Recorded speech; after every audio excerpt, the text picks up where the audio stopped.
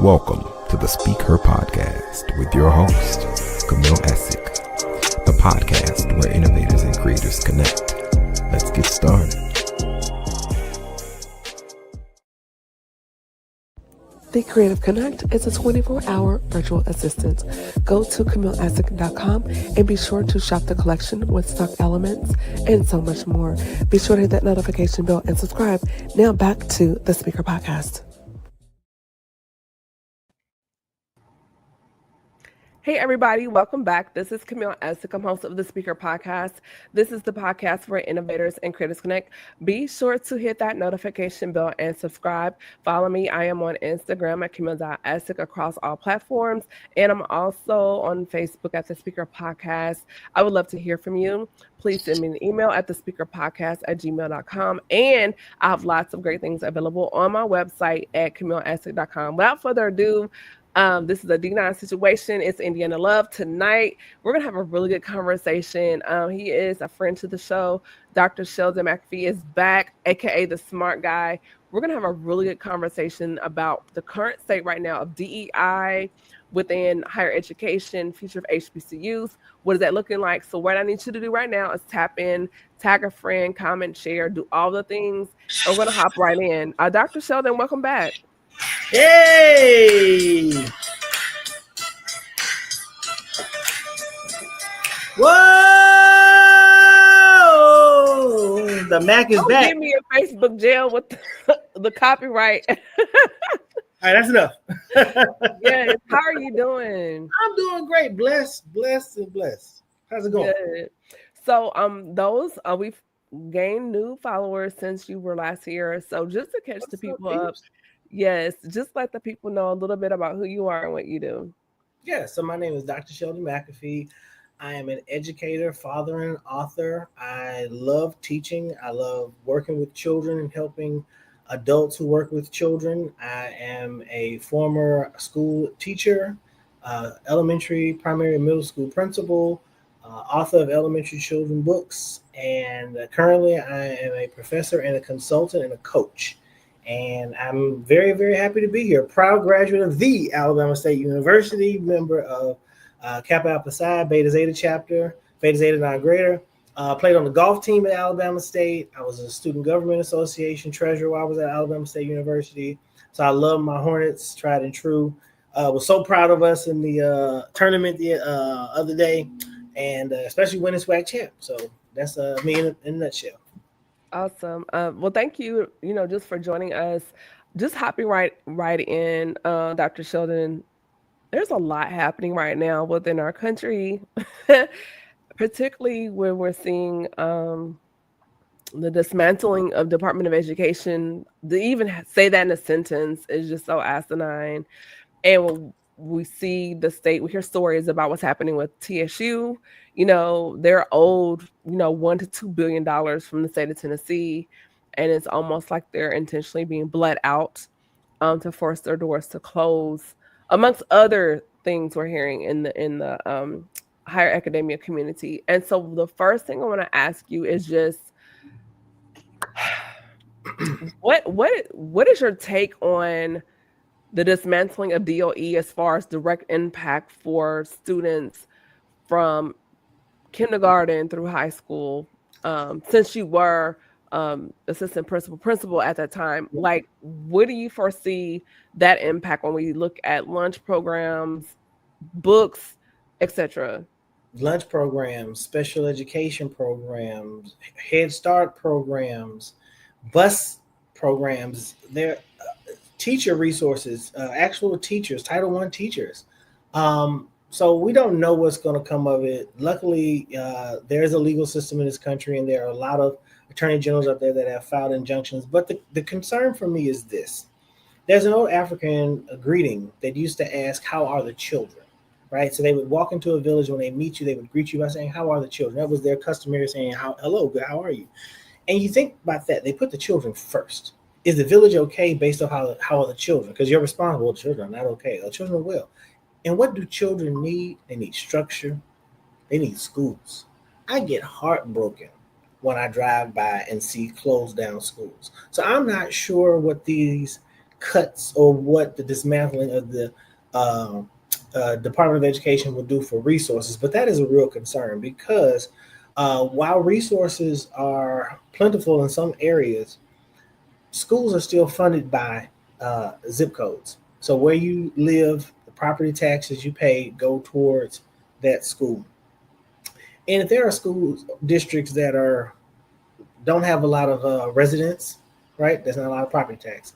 If there aren't a lot of businesses, land, areas like golf courses or shopping malls or mega churches or things like that on their property, they're not going to get a lot of resources. So that's where the federal government was helping or is helping with schools by providing funding in spaces where they're missing. So kids won't go without breakfast in the morning or emergency food or things like that. Like they have food pantries that are at school. Like I think those are mostly donated by food shelters, but those spaces and the backpack program, they have that too. Say again, the backpack Program, yeah. Yeah. So, like not having someone to regulate if special ed services are being provided in schools, right? Like the IDEA Act. That's a law that makes sure that we have access, that children with this special learning needs and disabilities have access to facilities, campus, and resources so that they can learn and thrive in school. What if there are no monitors to make sure that's happening? I mean, I'm just concerned that the change will not be received well or will be too dramatic, where that the resources that we're used to and that we need won't be available. Like I say, to me, it's very heartbreaking to see a school close in a community, and if school districts are going to be forced to foot the bill, I mean, they're going to come up with creative ways, and some of those are going to be like condensing their facilities because you have to pay to keep lights, heat, water on, pay for people to be there. So I don't know. I mean, I'm concerned because also how it's affecting universities. So I teach here at a university, and they were all ready to honor the descendants of enslaved people who helped build the university, and then they had to do an abrupt cancellation. We have a program in our School of Education where we were helping to create more teachers in school systems by working with people who either who have college credit, work in a school already, and are interested in teaching. Like if you were the office manager, cafeteria worker, custodian, bus driver, and you had an urge to teach.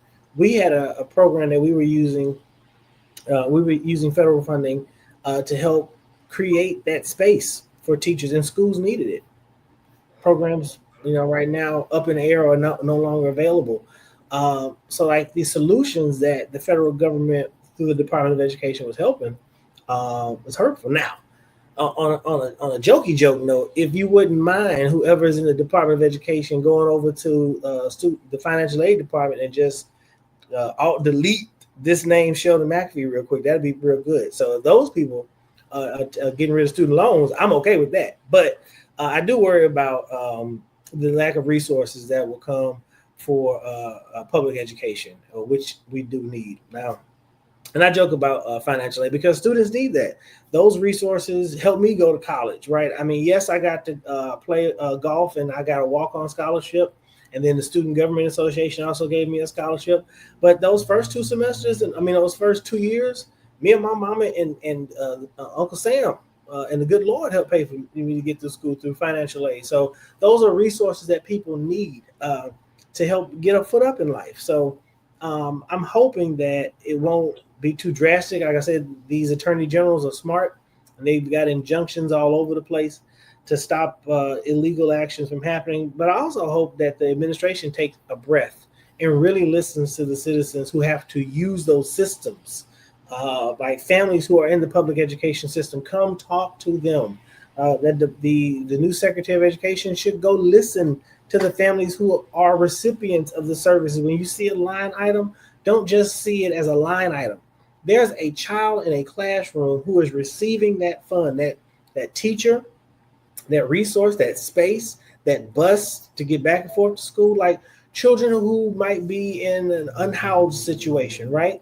if they don't have transportation to get back and forth from school, there's federal funding that allows schools to help pay for transportation to get that child from where their unfortunate predicament has landed them to and from school. Right? That's a benefit to have. No one's abusing that. The kids aren't joyriding around. So when you say fraud, abuse, and wasteful spending, I think that's a great way for us to spend money. I actually think that they should put all children in cars instead of putting them on buses because it's safer and easier for them to monitor. But that's neither here nor there. We should just, having those resources makes just a simple thing like going to school possible for children. I used to have my students in a character education class examine how difficult it was for children in war-torn countries to have to go to school. Like thinking about like minefields, bullets, right? And so then you make the comparison now, like what if our children don't have access to get to school not because of dangerous situation, but just because of unfair, cruel situation? Like you take away their transportation. Like how do they get there then? What's the option? Something that you touched on, Dr. Sheldon, when you were talking about housing, right? And I don't think a lot of people understand the importance of home ownership and how those property taxes tie into education. Yeah. Because right now we're in a time where you have a lot of investment companies grabbing up property that is really should be for first-time homeowners. And so now you have a group of people, there's an issue with the point of entry, the barrier to entry for home ownership because of these companies. So if you don't have that point of entry open for first-time homeowners, property taxes, education. And so can you kind of touch on that so some people can understand how important home ownership is, how property taxes plays into the quality of education for that particular zip code or district? Yeah, it's interesting you talk about this. I made a comment on a post today. The Secretary of Housing and Urban Development made like a gesture, or I guess a grand gesture, by signing a document saying that he was ending affirmative fair housing to save our suburbs. That's so problematic. You're ending affirmative fair housing to save our suburbs.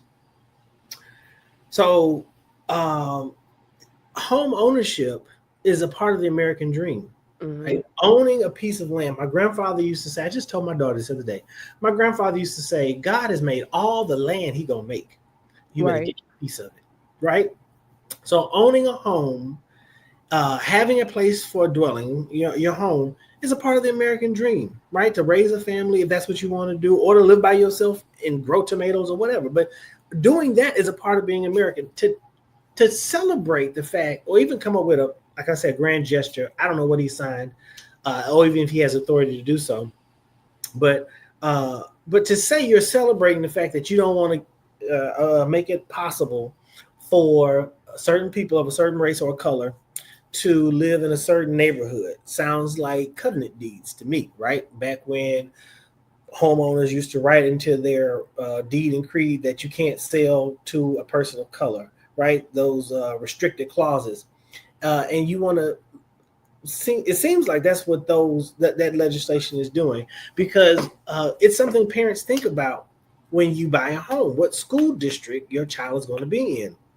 Right. So it was something that my ex and I thought about when we had a daughter and we were thinking about adding on to our family. Where do we live so that when our kids go to school, they're safe, that we're not worried about them, physically, and we can get to them close.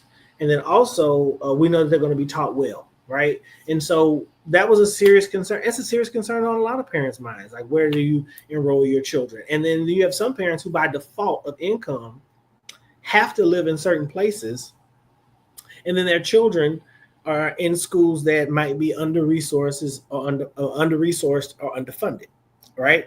And it matters because it's the difference between having your own foreign language teacher or having to share a foreign language teacher or a PE teacher or having your own full-time counselor or having to share a counselor or social workers that have to work 4 schools and have a caseload. And each school has a different range, like 200 kids, 500 kids, 1,000 kids. They're responsible in case something happens to any one of those kids.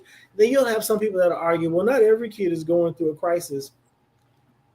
Not every child is experiencing a crisis at the same time, is what I'll tell you. But there's a chance that every child in a school is going through something. Mm-hmm. And at one point, it is a lot, because what you also have to do as a, and I'm on a tyrant here, I'm sorry. But what you also have to do as a counselor, you have to follow up. So it's not just checking on that one time, but you have to follow up. Now, what if on another day, something else blows up? Like, having ample resources at schools makes it possible for children to be successful. Like, not overworking teachers and counselors because you have adequate staff, right? Counselors shouldn't have to cover the office because you don't have a secretary. But if school districts can't afford it, they will use federal funding to pay for those specific positions that they need. Now, most districts try and hire auxiliary staff so that way you can use federal funding to hire faculty like teachers, resource teachers, and things like that. But it's still made difficult if you don't have that funding, because then you have to go back to doubling up or sharing. And again, you're not giving your full support to a school or those children. So having a home in a neighborhood that's well resourced is a dream of every family. You don't want your kids to go without.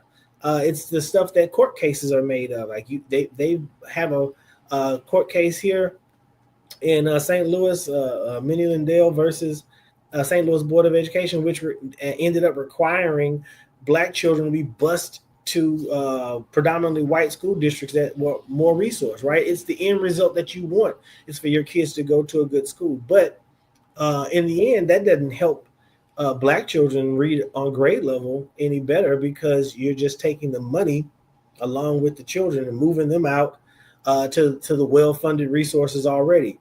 I mean, I'm not going to get on my soapbox about Derek Bell, because I do. But if you all have time, read Derek Bell's Silent Covenant about what's a stronger approach to fixing American education, Black American education, especially when it comes to funding. But Black schools are historically underfunded. It's unfair. Like Tennessee State, we were just talking about that right before. They're owed billion, like $2 billion. Billions. That's crazy. And Tennessee won't pay. And I'm from Nashville. But they asked them to make cuts. Yes, but it's about the money, but it's also deeper than the money. So if you know anything about the topography of Nashville and where TSU sits, mm-hmm. the property location is prime property. And so when you look at John A. Merritt Boulevard and Jefferson Street, so if you're coming down Jefferson from I-65, you're going to see the first original historical location for Mount Zion Baptist Church, which is their pastor is Bishop Joseph Walker III. Then you have the Matthew Walker Comprehensive Healthcare Center, very historical as far as providing healthcare for those underserved within the Black community. Okay. Then you go down half a block, Fisk University. Right across the street is Meharry. The end of the street, Jefferson, John A. Merritt, is TSU. So then also Jefferson Street during prior to pre-civil rights and even through the civil rights was one of the biggest seats for sit-ins, boycotts, etc.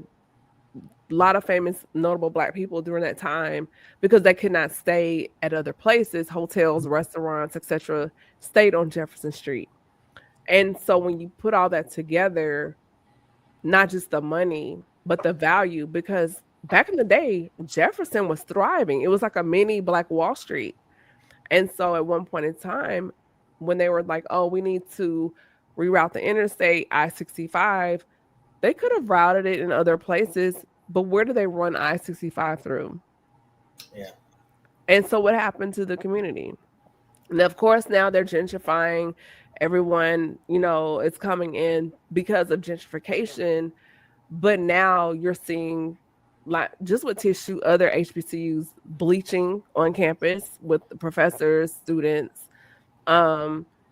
Then also because of where it's located, if you leave John and Merritt, run into Charlotte Pike, and go over 3 blocks, you know what's there?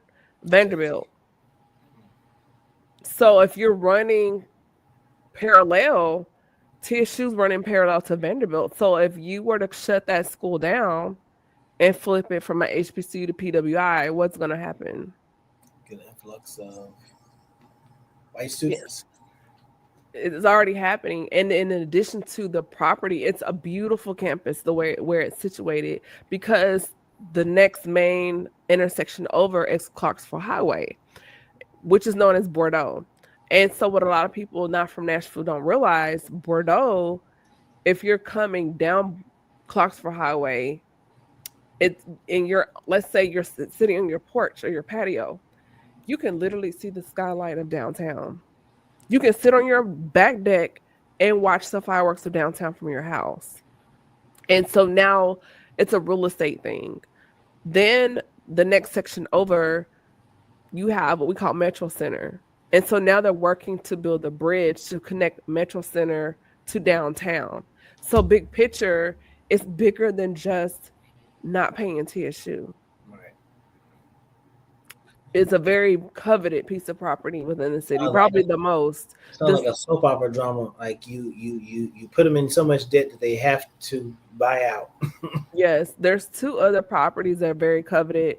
One, there's it's not that they just owed the money that they're not going to pay them. They're not going to pay. They're trying to bleed them dry. So it's like reparations, but in reverse. Like, it's the money you owe us.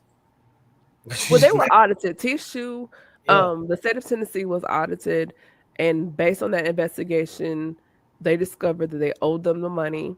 Yeah. They refused to pay, and so it's been a blame game within the administration.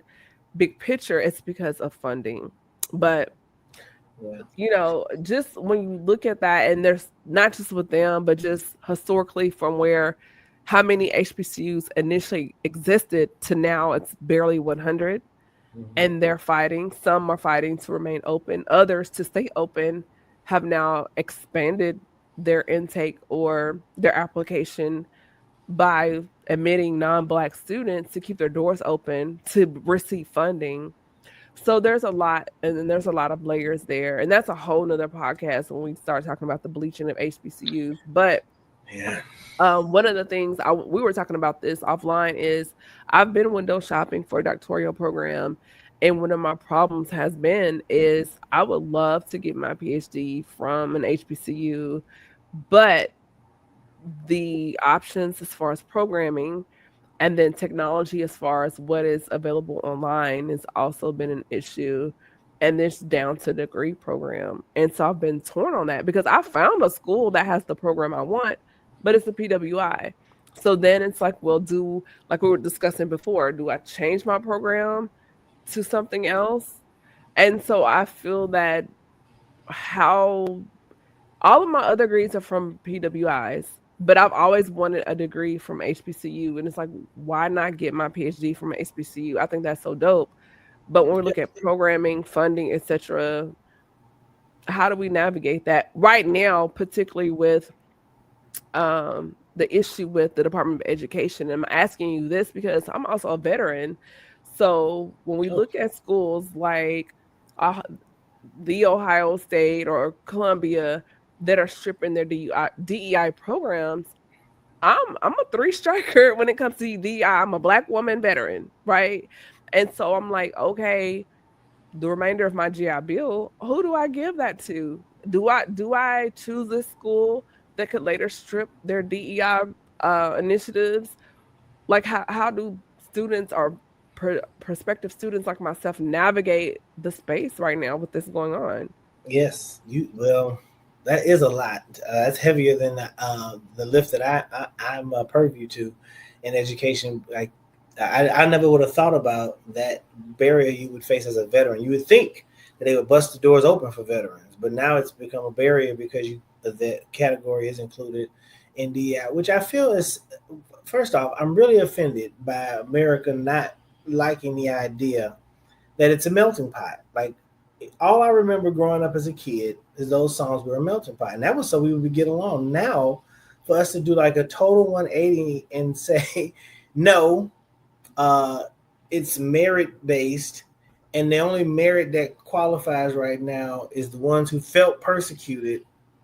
Like, I'm a DEI trainer. I've done diversity, equity, inclusion seminars and trainings in the realm of education and some even corporate spaces for the past 4 years now.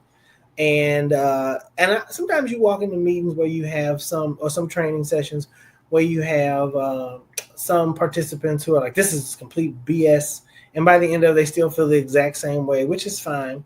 But what I want is the chance to expose them to the information. Like, learning about the true history of America should not be a problem. Like, learning that enslaved people built America on stolen land to help rich white men stay rich while they mistreated their white spouses and also ridiculed their gay children until they were greedy. And then they had a heart change, right? Like, that's the thing I loved about Joe Biden being president. And I'm going to get off this soapbox. But he was a white man who grew up in segregation, who voted for segregation practices, who appointed more black female judges to the bench than any president ever, who appointed the first black female justice to the Supreme Court, who picked a black woman to be the vice president. He had a heart change, right? This white man, not knowingly that he was a racist, because he grew up happy. We all know Joe Biden's backstory. He grew up in white Scranton, happy, not Catholic, doing good by his people because that's what he understood. He went on the Senate floor and had a rant when he was younger about not voting for busing or not approving of busing because they shouldn't, whatever his reasons were. But he also had a heart change. How did he have a heart change? Because somebody exposed him to this information. It might not have happened until he met Barack Obama in the Senate and they got buddy, and he realized, hey, I might have been wrong on this whole time. But without the opportunity for those two to mix and mingle, Joe Biden never would have had this heart change. That's all I'm asking for white people to consider. Could you have a heart change? Could you think about the accurate history of America and then think to yourself, dang, maybe I do have privilege. I'm not saying you asked for it, right? But when you walk into a space, do you get a second look? Do people doubt that you can afford to pay for something? Do people think you're not going to tip? Do people assume that you might have ill intentions, right? All I'm saying is take a moment to examine. But even in that, for myself as a prospective student, I don't want to go to a school and maybe there's some thoughts, right? And the environment. I don't know the thoughts of the abuser's office or my professor or whoever on my writing team. Like, I don't know. And so these are the culture of the university. So for someone like me, just to bring everything back around, now I'm having to rethink.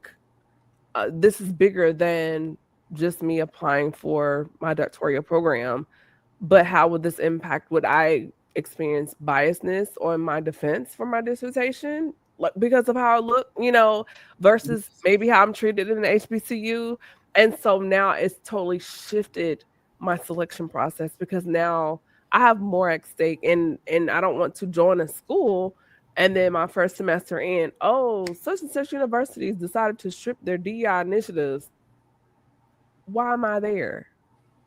And so there's just the psychology of the selection process for students, because you have your degree pre anti-DEI, but for people like me in the middle, in the thick of it right now, or even those in school, I know they're probably working on their papers or whatever, but in their back of their mind, it's like, are they wondering like what's going to happen with my program? And so these are things I think about, and even with which I share with you a couple things I'm considering doing my dissertation on, even to have funding to do that. There's just so many questions. And so it's just, the whole thing is a conundrum right now. And it's very frustrating because I would like to start in the fall. This is April, and I'm still back and forth looking at schools just because every day I look on the news, something else is being stripped away. And I don't want to wait and keep kicking the can down the street. It's just a very tough space to reside in right now from an educational standpoint as a prospective student. So, Yeah. So I'm definitely an advocate if you going to an HBCU. So I would say that I have a cousin right now who I text him almost every day about going to law school at a HBCU. But so I think we talked about it offline. But again, first off, you want to make sure you get your degree, and first what you want to use it in, how you want to use it, right? So then the thing that all those things you mentioned are still going to be there, right? You're still going to have a university like that might pull funding or programs or initiative under DEI, but it won't take away from the work and the merit of your degree. So wherever you go, you're still going to own the research and the expertise that comes along with your work that you do. But you're right, that is a real problem to think about. Like, will this school honor me as a person just for being there? And I hope that again, everyone who, again, my hope is just exposure. Like, I'm a teacher at heart, so I think if I put the information out there, you might not ever want to pay attention to it, but you've been exposed to it. So maybe later on in the back of your mind, you have an inkling about why it's necessary for us to understand the diversity, equity, and inclusion that's required to have a good, or what's the word? Yeah, I'm gonna say a good enough America, because we need to know how to get along. Like, people should be able to have civil conversations, even if you disagree. Like, my grandmother used to say, you ain't got to like them, but you can listen, right? I don't have to like you, but I can listen. I don't have to like your ideas and perspective, but I can listen respectfully, right? Maybe, and that'll show you that I'm willing for you to pay attention to mine. Even if your mindset is never going to be changed, right, about how other races, cultures feel, or you feel about them, maybe one day it can. Like I said, the idea of teaching is to plant a seed. Maybe later on, further on down the line, you'll remember that you heard it, you'll think about it differently, and you'll try. But to your point again about selecting a school, I would say go with your first mind when it comes to how you spend your resources, because you're right, that's your money. Like that GI Bill and the way you'll be paying, or how you'll be paying for it, that comes from you. So wherever you're going to be comfortable in the end, but also know that at any time, if they pull their funding, or they pull their support for diversity, equity, inclusion, again, it won't take away from the work that you're going to put towards your degree. So yeah, go, like your friend said, get it, girl. Go get your degree, no matter what it's in. But again, my advice was always still get your degree and what you want to use it for, right? Leadership, business, marketing, whatever. But make sure it's what you want to use it for, because that's how you want to be an expert in. absolutely. Thank you. So, turning the corner in the conversation, as we get towards the end of this and begin to wrap up, as far as just within your space, when you're looking at what's happening now within pre-K, you're looking at middle school, high school, and then just the shift, what we're seeing now because of DOE and these initiatives. What about that generation of students where we've always heard, go to college, get a degree, versus now you're seeing the rise of a lot of people wanting to be social media influencers or entrepreneurs, but just the root of the importance of still thinking about college or wanting to go to college, and not allowing these initiative changes discourage their desire to matriculate into higher education? Yeah. So I would always say college isn't for everybody. So if you want to go straight into business, marketing, the military, or whatever, If that's your design and your desire, make sure when you finish your K-12 school, you feel prepared for it. So my bailiwick is definitely K-12, pre-K to 12 leadership. But I love, instructional wise, like preparing. I'm elementary and early childhood because I believe in foundation. I think how you get rooted, the work and the labor that was poured into you in your early years makes for a stronger, longer lasting academic career, which will hopefully turn into a strong professional career. So when you think about where you want to go, or if you want to go to college, the first thing you have to think about is money, because nothing is free, right? If you go to college, you're going to have to pay for it. If you don't go to college, you're going to have to pay for it, right? You still have to pay for your quality of life. So if your mindset is on going to school, have you figured out the financial aspect of it? Because that you don't want that to be your burden when you get there. Now, I don't even know if they have ended this, but there was a situation in Alabama when I was at Alabama State where students who were white got to come to Alabama State under a minority scholarship. I'm curious. I should look this up. I'm curious if that's still in effect with the anti-DEI policies. I know Alabama being That's a good question. Like, how would it reverse and play out at HBCUs? Because technically, you're following guidelines, right? And Alabama being a red state, I'm not sure if anybody brought it up or if it's on the docket anymore or not. But if you find out, let me know. I'm curious as to that. Yeah, because my thing was I was going to say if those minority scholarships are still available, like at PWIs, and you feel like that's where you feel safe and comfortable and you could qualify for them, go for them while the money's there. Because like I just told our host, the money might not be there or the situation might change drastically in a minute. Like I was just telling you, we started a program. We asked people to come and train to be teachers, and now that we're up in the air about it because it shifted. The money situation shifted. So that's the first thing you got to think about. If you're going to go to school, make sure you know how you're going to pay for it. Are you going to be on academic scholarship, athletic scholarship? Are you going to do the military route, which is I kick myself every day. I wished I would have stayed with the Air Force or went to the Coast Guard. I tell people do 4 years and leave and take your marbles and go home. Like I did 8 years, but you know what? I would have happily had free clothes for a year. No, I'm just kidding. There's some cons to that too, but no, I'm just kidding. I'm just saying, like it's still, but then the prestige that you get, the leadership experience that you get, like it's unmatched. Like serving in your military, and then you have a brother and sisterhood of service to your fellow. It's like another fraternity. It is, and I see it. Like I see it with when I talk to people who are veterans and who are service members.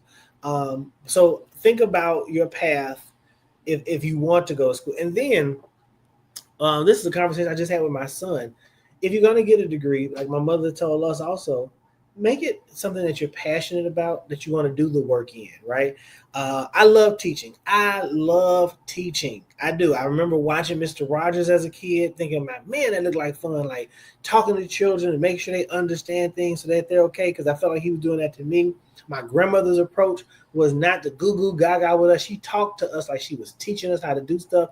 My mother and her would say, now here's how you do it. Now show me how to do it, right? Teaching, like it felt so comfortable and natural to me. So when I got my degree in teaching, some people say, oh, Sheldon, you should have been a comedian. And I like making folks laugh, but I feel most comfortable making folks laugh in a classroom. Like I've always felt happy and safe being a teacher. So if you ever, when you get your degree, if you pursue your degree, make sure it's something you're happy and passionate about, that you love doing, right? Because what you don't want to do is have a degree that you can't use, or that you're not happy with, because you didn't pay for that, right? And that's not going to help you in the long run. And then when it comes to being true to yourself, like DEI might go away, but you still get to be a confident person of color, if that's who you are listening to this podcast, and you get to stand on that. Like them not acknowledging you does not negate your history, your heritage, and your possibility. So even if they stop talking about, if they stop doing ancestral recognition or land recognitions when they have setups on campus, so what? You know that the ancestors of this country were Native Americans. You know that African Americans worked with free labor under the brutality of enslavement to build the White House and the Capitol building and other mansions of governors around this country and factories and all plantation and probably even Wall Street. Actually, they did build Wall Street, but so you don't have to worry about if they don't say that out loud on your campus. You know it's true, right? So go forth knowing that the knowledge that you take in, you can use that as a powerful tool to make change happen in your community, change happen with your family, or even change happen nationally or internationally, because you have, how do they say in the Dr. Seuss books, you have brains in your head and the will in your feet to do. Good. One last point before we start to wrap up, Dr. Sheldon. So statistically, news is going out that Black men are less likely to go to college, and if they go, less likely to graduate versus their Black female counterparts, for multiple of reasons. Harsher discipline for minor infractions on campus, or just being villainized prior to stereotyping, not seeing themselves in school, which then down the road can harm or lower that a barrier of entry as far as matriculating to the next economic bracket because of the lack of education. Then you see the rise of Black female counterparts with more degrees and higher earners. So can you touch on maybe to parents of Black boys as far as options, as far as encouraging higher education, and just tapping into why this is still an issue for our young Black boys and young Black men? Yeah, in a word, mentorship. So parents, mothers or fathers, if you haven't gone to college, or if you want your child to go to college because maybe it wasn't your route, mentorship. My mother is a college graduate. I'm very, very blessed to have graduated from the same university my mother graduated from, and she is a teacher. So I saw at firsthand how beneficial education was to my mother. She got to live out her dream of teaching and provide for her children because of her education and background. I saw Black male teachers around me all the time because I didn't know when I was in elementary school. My principal, Dr. Mahalia Hines, who is the mother of the rapper Common, was very intentional about hiring Black men in every grade level at our school. So we would have role models. So we saw Black men being educated. Like not only there were classroom teachers, but the resource teachers and the PE teachers and the librarian were Black men, right? So I always saw Black men when I was younger as people in leadership, people of authority.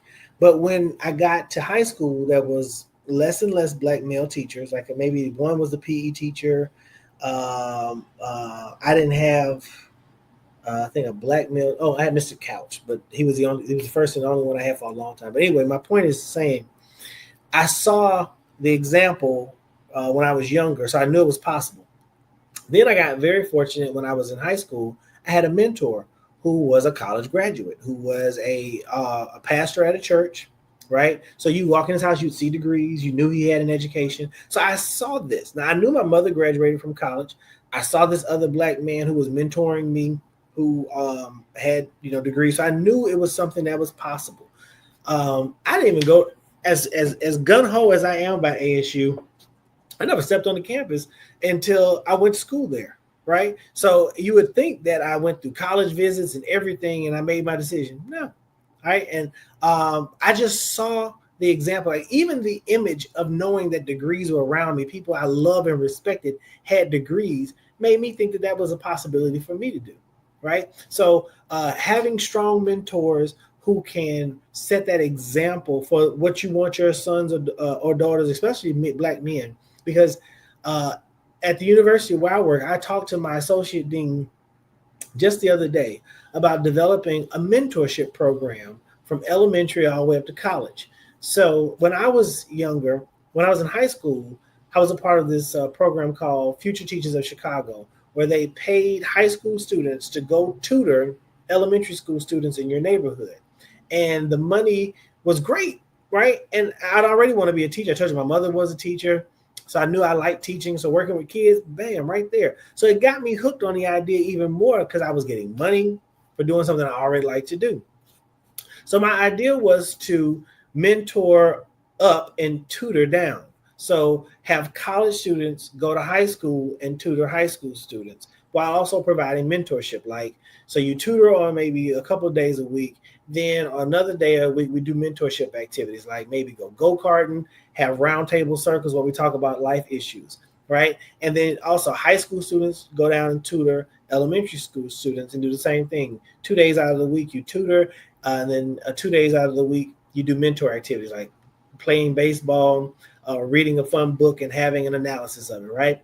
And so we're going to try and model it after a couple of programs we've seen around the country. But the idea is to get young Black men thinking about, as early as elementary school, the possibility of going to college. Because, like I said, the Mentor Down is going to connect. Like, we have students in our College of Ed program, right? But there are only 4 Black men in the School of Education. And we need more. So I want to recruit as early as I can. Like, I want to get young Black boys thinking, I could be a teacher. I could be a respected pillar of the community, right? Like, there have been teachers who've gone on to be world leaders. We just need to know about them so young Black men can think that that's a possibility for them. When I went to Alabama State University, we used to be like the number 1 or number 2 producer of Black male educators in America. I want to get us back to that status. I want us to be the champion spot wherever I land. If I'm at SLU, Harris-Stowe, Alabama State, I want to be the spot where Black men come and say, I want to be a teacher. So when you go out into the world, you know your impact, your influence, and the power you have to make a difference in this world just from being a classroom teacher. I saw some information about that as far as the decline in Black male teachers. And one of the biggest things was income, because of now with social media, looking high end or rich or wealthy, and the image of that as far as status from a financial standpoint. And so it has deterred a lot of Black men from entering the higher educational space, or the maltreatment of Black men by white female counterparts in educational spaces, That broke my eyes that hard. Sorry. which has discouraged them from continuing on as educators in the spaces, and where they pivot out into a different industry. And so I just think, like, hearing you say that has been very interesting to me, as far as those reasons, but also the reasons why we've seen the decline. And then in addition to, as far as systemic reasons why Black males have been pushed out, because now you have a father figure in the classroom for your Black students, another issue. And then also we look at just overall, goes back to dollars. And so I just wonder, in the future, what will that look like? Because my first male educator was Black male educator was junior high, and he was just PE teacher, right? And then I didn't have my first Black educator until I got to college at MTSU, Dr. Bakari, and he taught African American studies.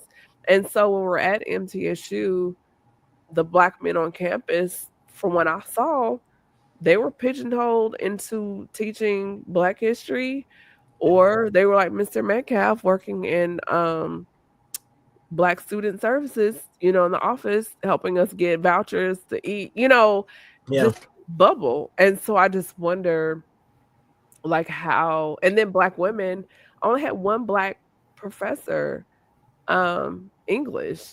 Yeah, go ahead. I'm sorry. Yeah, because just thinking about my teachers all through school, even in elementary, junior high, middle school, they were all white females. Yeah. And so it's still 80% of the profession is white women.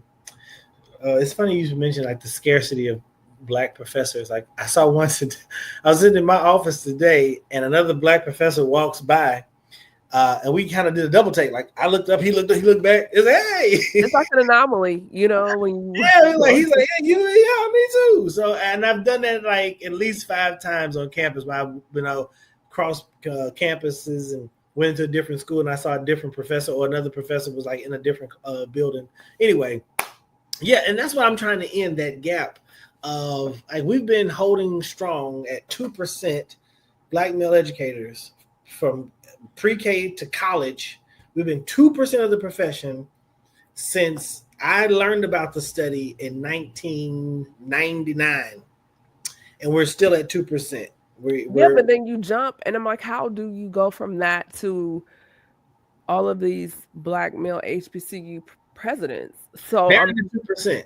They're included, because if you think about the majority of schools in America, they're white, right? So that means majority of the schools still have white presidents. Yeah. So if you look at HBCUs, out of what, if there are 5,000 colleges in America, there are 100 and that what, makes it, the numbers, HBCUs, yeah. right? So even if we have so many of them, it's still only 2%, right? Like, I bet that if you look at how many Black presidents are at white PWIs, it'd be 2%.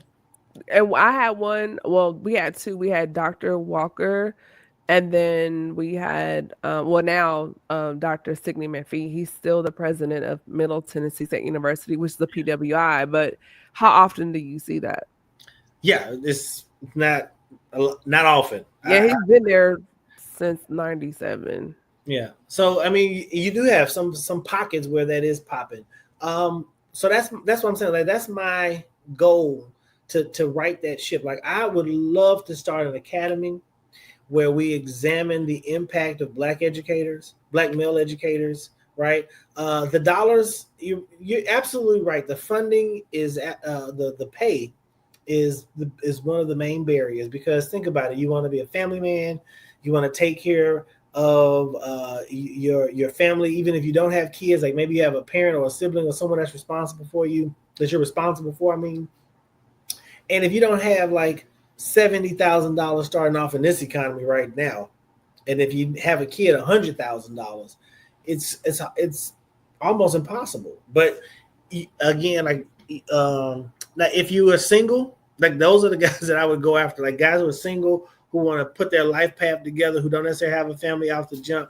But I want to start earlier than that. Like I said, I want to go for elementary kids. I want to get them excited about, one, having Black male presence in the classroom, right? Even if it comes through the form of mentorship and tutoring, and then hold on to that feeling, that excitement you saw of a bunch of Black boys in a room being excited. I remember I got recruited to go teach a all-boy kindergarten classroom my second year of teaching. Wow. You talk about happy. I was Mr. Rogers. I was full circle Mr. Rogers. I was like, oh my God. I turned my classroom into a fairy tale golf course, because I love golf. It was like talking flowers and greenery everywhere, and potted plants, wow. and dancing gophers. And this is before I had my fascination with minions. But it was the cutest little thing, because I was happy to be there, right? Can you imagine I'm hoping, I can't remember, but I'm hoping the sheer happiness of these little boys seeing a Black man stand in front of them and teach them and laugh with them and play with them. And if they get hurt, fix their boo-boo, not chastising them. Or if they do something wrong, correct them, not scold them, in a professional way, in a loving way, in a trauma-informed way. Like, that is what would build more strong educators. And even if they don't just become teachers, they become strong men who we need in our community, right? So I don't know. That's my goal. Like, I'm working with the dean. I'm gonna work over the summer to put this grant together, because I really want to create that. Like, if it starts somewhere, I wanted to start with me, and wherever I land, I want to keep bringing that same passion, recruiting more Black men to be teachers, because they need us. Like, the research is clear.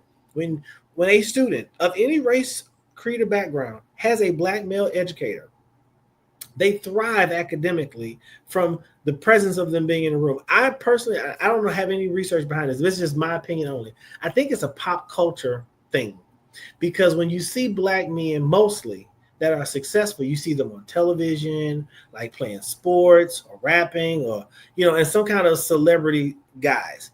So when you see them in the classroom, that same image of a well-dressed, well-groomed, popular man is that same image is what the students see. They listen to them more. They laugh with them more. They cooperate with them more in the classroom, and they learn when they're in the classroom.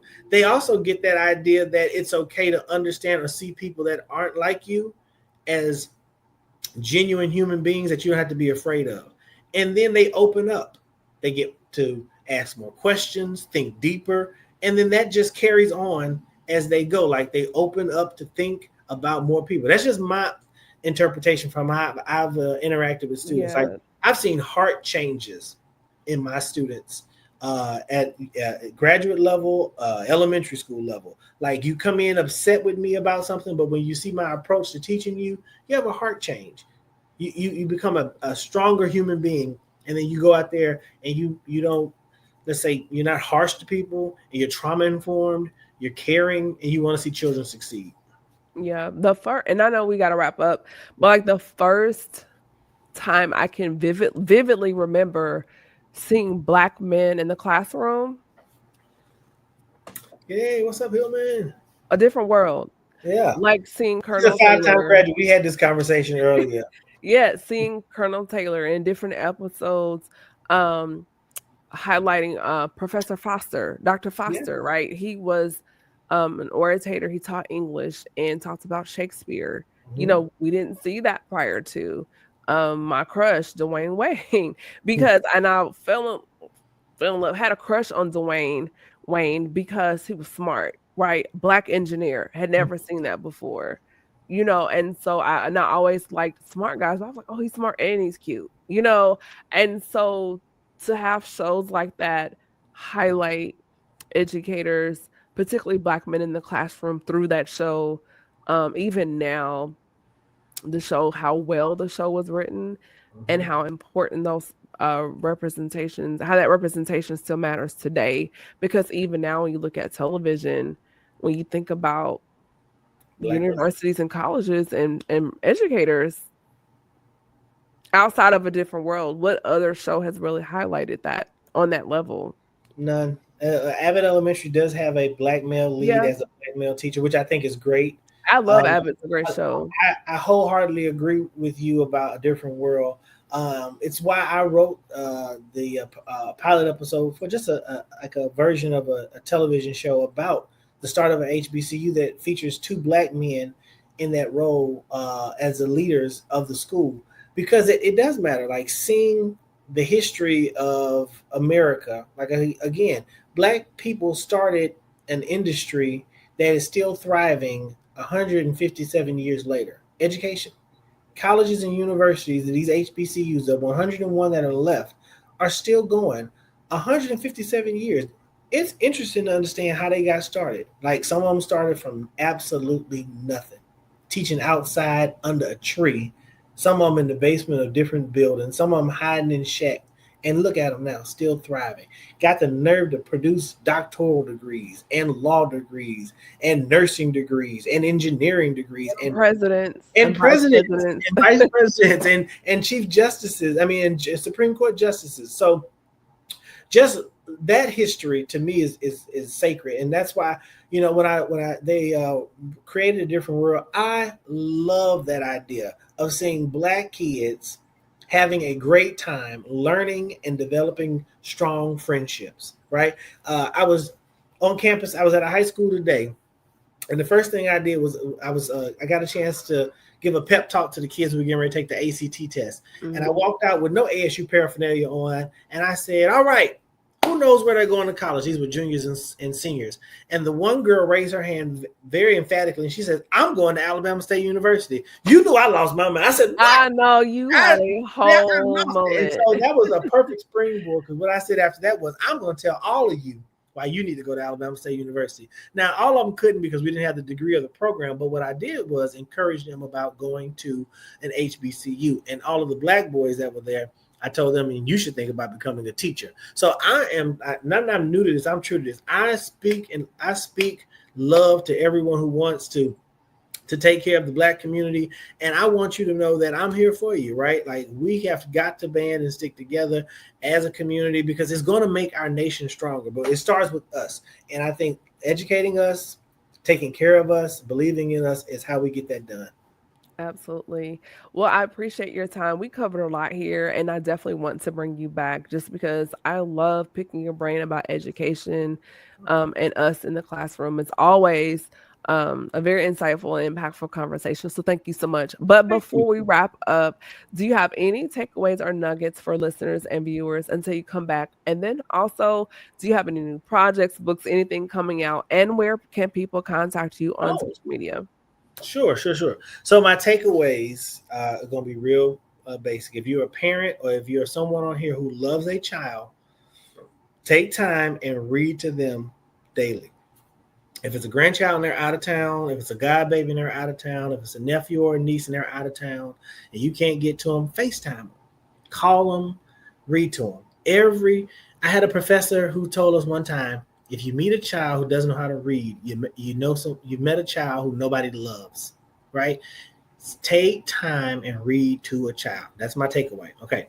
Projects that I'm working on. It's funny you should mention that. Yes, I am always in my creative space. So I do have a new project that I'm working on.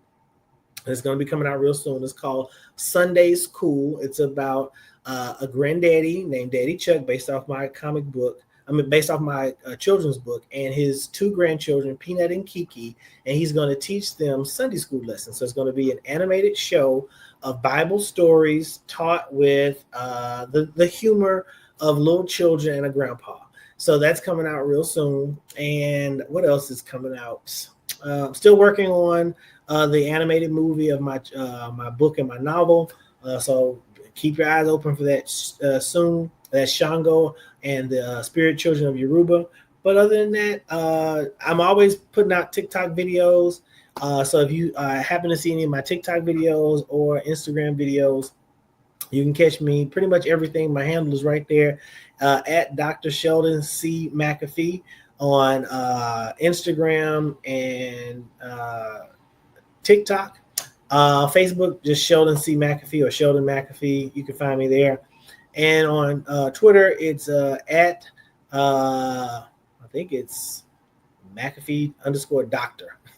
I know I have a Twitter handle. I hardly. We left Twitter. We're on Blue Sky now. We don't mess with Twitter anymore. Oh, okay. Well, show me what Blue Sky is. I will definitely sign up. I support, a progressive stance. I definitely don't want to support anybody that's not taking care of us. Yeah, there's a mass migration, and then just like Twitter, like there's Blue Sky, but then there's Black Sky within.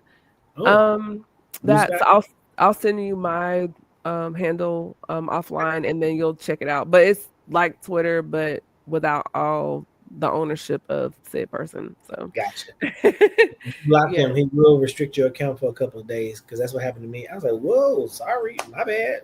Yeah, Blue Sky is like, it feels the way Twitter used to when it was starting, so it's a good time to hop in.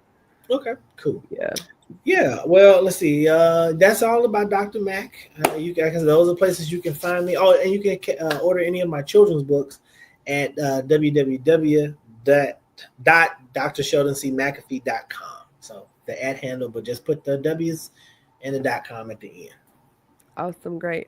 Well, you all, I hope you all got something from this episode. Be sure to like, share, and subscribe. Follow me. I am on Instagram at Camille.Essig and also on Facebook at The Speaker Podcast. Go and hit that notification bell, subscribe, follow me on YouTube, on my website, CamilleEssig.com. I have new products and services there available, new things coming out really soon. And I would love to hear from you. Send me an email at thespeakerpodcast@gmail.com. So with that being said, thank you again, Doc. Hold on just a moment. This is Camille Essig.